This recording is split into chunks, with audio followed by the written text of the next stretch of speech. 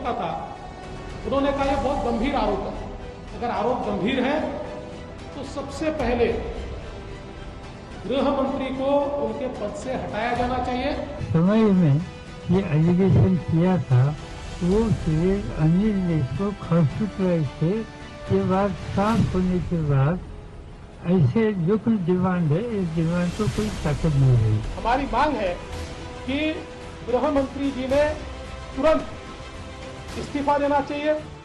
15 दिन पहले जब मुंबई के पूर्व पुलिस कमिश्नर परमबीर सिंह ने 100 करोड़ वसूली के आरोप वाला लेटर बॉम्ब गिराया, उसके बाद बयानों के इस भूचाल से भी कुछ नहीं हुआ।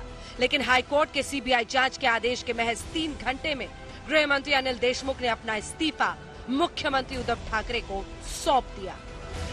सिर्फ 3 घंटे पहले बॉम्बे हाईकोर्ट ने परमबीर सिंह के 100 करोड़ रुपए वसूली वाले मामले में सीबीआई जांच को मंजूरी दी थी।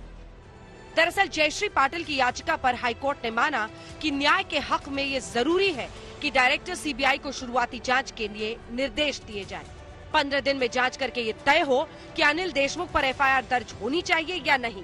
डॉक्टर जयश्री पाटिल ने 21 मार्च को मालाबार हिल थाने में शिकायत दी थी, लेकिन पुलिस ने इनवर्ड रजिस्टर में नोट करने के अलावा कोई कार्रवाई क्यों नहीं की। हाईकोर्ट ने कहा कि 20 मार्च को परमबीर सिंह की चिट्ठी में महाराष्ट्र सरकार के पुलिस कामकाज में सबसे वरिष्ठ मंत्री पर गंभीर आरोप है। ये आम नागरिक का पुलिस विभाग पर विश्वास से जुड़ा मामला है। कोर्ट इस मामले में मूक दर्शक नहीं रह सकता। मामले की जांच एक निष्पक्ष एजेंसी को सौंपना जरूरी है। एनसीपी नेता नवाब मलिक ने अनिल देशमुख के इस्तीफे पर कहा कि किसी आरोप को हम स्वीकार नहीं रहे, लेकिन हाईकोर्ट के आदेश के बाद अनिल देशमुख इस पद पर नहीं रहना चाहते थे।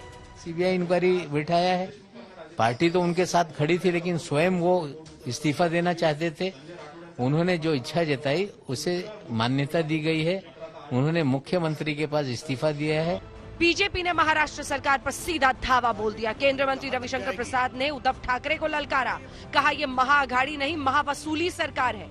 वहीं देवेंद्र फडणवीस ने कहा उद्धव सरकार ने वसूली के लिए पुलिस फोर्स का इस्तेमाल किया है। लेकिन हमारे उद्धव ठाकरे जी कब बोलेंगे? उनकी खामोशी कई सवाल खड़े कर रही है। The consistent conspicuous silence of Mr. Uddhav Thackeray is by itself raising a lot of questions. मुख्यमंत्री मौन क्यों है? ये पूरा प्रकरण बढ़ता गया, प्रकरण जटिल होता गया, परत दर परत खुलता गया। इसमें से कई आश्चर्यचकित करने वाली चीजें बाहर आई, कई सरकार का और स्टेट का नाम खराब करने वाली घटनाएं घटी। इन सारी चीजों में मुख्यमंत्री जी मौन रहे।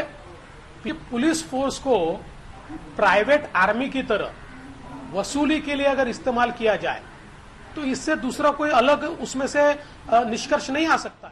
मुकेश अंबानी के घर एंटेलिया के बाहर स्कॉर्पियो में विस्फोटक का मामला बढ़ता बढ़ता आज अनिल देशमुख के इस्तीफे पर पहुंच गया।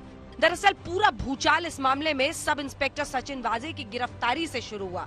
महाराष्ट्र का सबसे बड़ा संकट तब गहराया जब इस मामले में कुछ दिन बाद मुंबई के पुलिस कमिश्नर पद से परमबीर सिंह का ट्रांसफर कर दिया गया।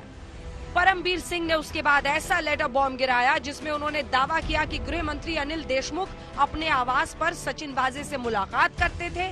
साथ ही उन्होंने हर महीने मुंबई से 100 करोड़ रुपए की वसूली करने की बात कही थी।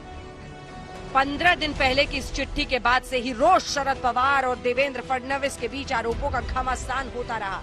लेकिन आज हाईकोर्ट के हस्तक्षेप के बाद नप गए अनिल देशमुख और बीजेपी अब नैतिकता के सवाल पर सीधा मुख्यमंत्री उद्धव ठाकरे पर निशाना साध रही है। विद्या कमलेश सुतार और साहिल जोशी के साथ आज तक ब्यूरो।